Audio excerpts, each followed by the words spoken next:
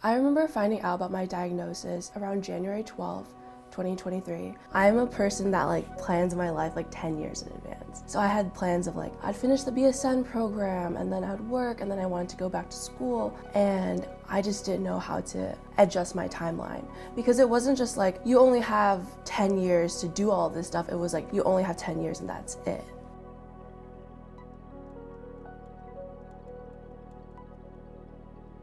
I was having chest pain, but I thought it was because of my asthma. One day it just got so severe that I went to the hospital. When they sent me for imaging, they saw that it was a 7-inch tumor encasing my heart. Because of the way it was literally encasing my heart, surgery would be too difficult. So I did 6 rounds of chemo at Rush. My biggest support was my mom, because she went to every cycle of treatment with me. My friends at nursing school, when they had the oncology lecture in patho, they sent me a picture of all of them smiling with the background, and they're like, oh my gosh, they're talking about you. And so it was nice to kind of be grounded with that.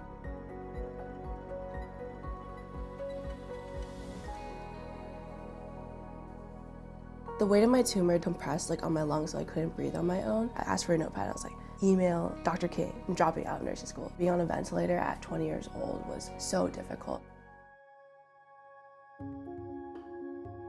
I went through all of this treatment, but I was still so anxious returning to school. It was a completely different cohort, and I was really scared of the brain fog, because I was like, what if I can't catch up to everyone? When you think of cancer patients, you know they're immunocompromised. No one really tells you about the brain fog. You get really confused. You forget things, you're really slow. You don't feel like yourself.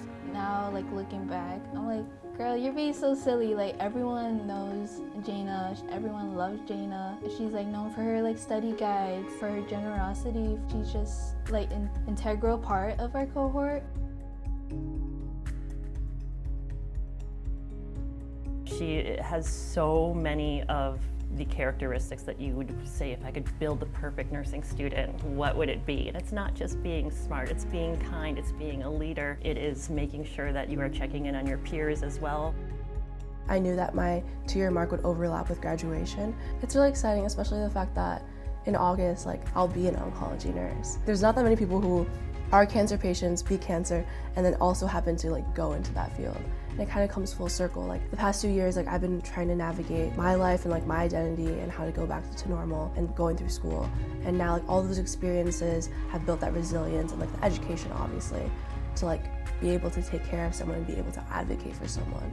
And so that's something I'm really looking forward to, the next chapter.